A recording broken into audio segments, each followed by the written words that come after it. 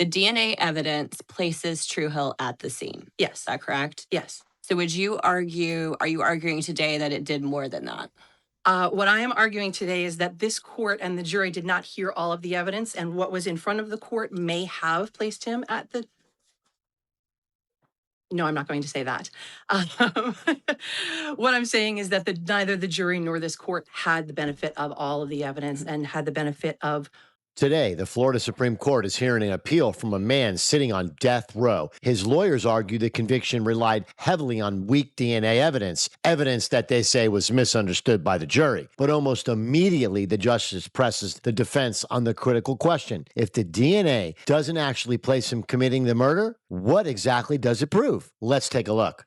The true understanding of the DNA evidence, while it may have appeared based on what was presented at trial, that Truehill was at the scene. Help me understand the role counsel might have played, given the concession you just sort of made. Sort of. I'm going sort of made to support some genuine hypothesis of innocence. Oh, absolutely. Defense counsel had a myriad of failures, actually. First and foremost is that they hired a DNA expert that not only refused to testify, but refused to enter the courthouse in order to assist with cross-examination. And they knew this before they hired the expert. They knew that this was someone who was not entering the courthouse. What little advice that the expert did give them regarding the weakness of the DNA evidence, they ignored and did not bring it up on cross-examination. They failed to. And your position is there's no tactical reason why they might have made that choice? Absolutely no tactical reason whatsoever. And at evidentiary hearing, there was no testimony as to why they hired this person, knowing full well that he wouldn't come to the courthouse, other than the fact that they had worked with him before. Let's say hypothetically that a piece of DNA evidence proffered by the state says gives us a 1 in 1,000 chance to believe that a person was at the scene. And let's say hypothetically that your expert says it's actually 1 in 2,000. Defense counsel is barred. You want it to be the law that defense counsel is barred from calling that expert because whether it's 1 in 1,000 or 1 in 2,000, it could just be corroborative enough for the jury. We're not going to get into that. We're going to make some other argument. You think that kind of analysis is never tactical? In some cases, that kind of analysis may be tactical, but in this case, absolutely not. One of the things that, in talking to the 1 in 1,000 and 1 in 2,000, that is actually a very important measure that was not addressed at trial. In DNA mixtures, pretty much all of the DNA evidence that was presented at trial, aside from the machete that I just mentioned, was a mixture, and was not just a simple mixture of 2 people, but more of a complex mixture, 3, 4, 5. We don't know how many people on some of these items. Counsel, I'm gonna stop you for a second. You did a great job in your brief of laying out this argument.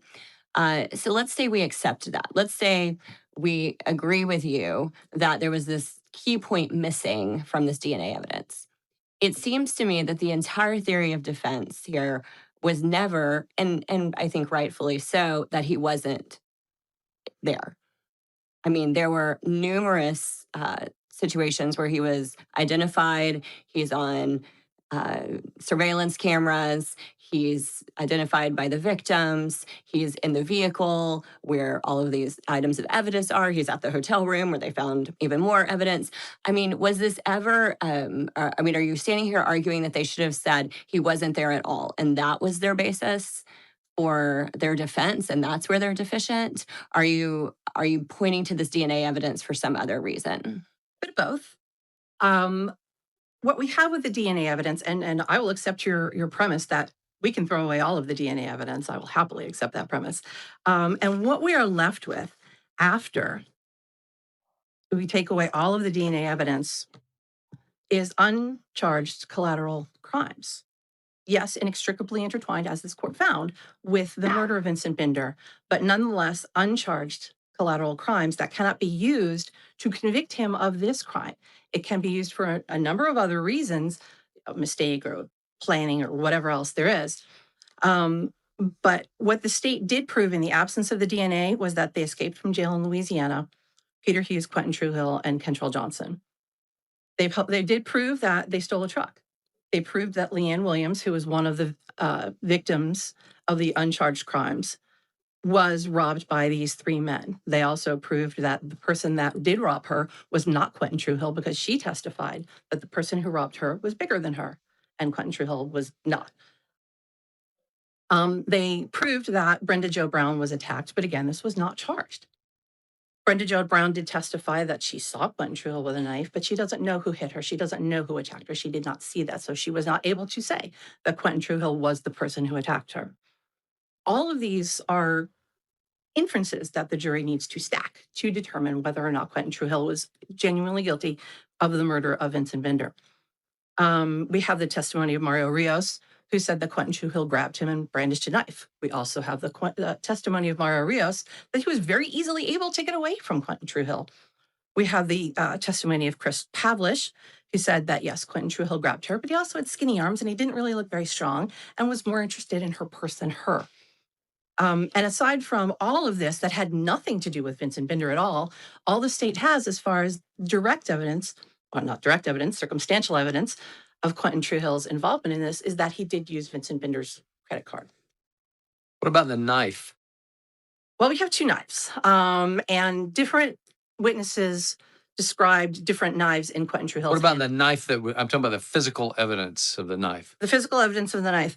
If we're talking about State's Exhibit 54, which is that's the one that everyone referred to as the silver knife, and that is the knife that was determined to have been one of the murder weapons because Vincent Binder's blood was found all over it. And there's no doubt about that. There's no doubt that Vincent Binder's blood was on that knife. Absolutely. Where there is a Is there doubt, any doubt about where it was found? no, it was found. That one was found in the hotel room, I believe. Either that or the truck, but it was definitely found with the three co-defendants. Yes.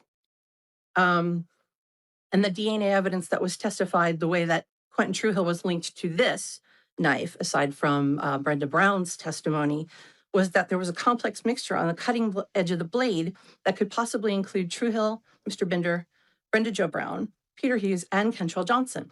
And this inclusion was made on one location.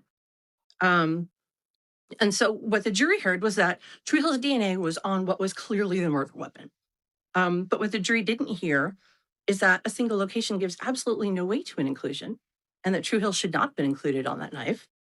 That the statistical values in the FDLE report, which was not entered into evidence, and the FDLE expert did not testify to these statistical values, was that the probability of exclusion for the mixture was 15%, which is a meaningless statistic because that means that 85% of the entire population could have contributed that DNA.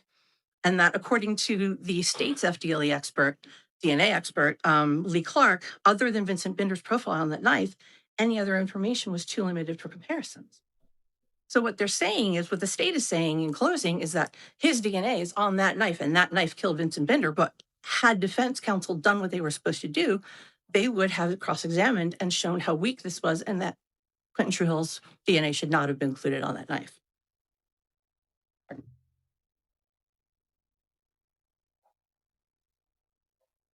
In a circumstantial evidence case like this, especially in the pre-Bush world, the state's not building a house. They don't have a solid foundation. They don't have eyewitness testimony. They don't have the defendant's DNA at the scene. They don't have video or eyewitness testimony or anything like that. What they're building is more like a pier. So they're putting up these posts. And in a case like this, which is very heavy, those posts need to be strong. And if those posts aren't strong, the case is going to collapse. What the state based their case on was extraordinarily weak DNA evidence. So we've knocked out those posts. Those posts are going to fall down. And then all we have left are people saying, well, yes, I saw Quentin Truehill do this. I saw this in his hands. But all of those require an impermissible stacking of inferences to lead to the conviction of the murder. In addition to that, well, the other point with this, and it's not the testing or the of the DNA that's the results, it's the interpretation and the testimony regarding the DNA.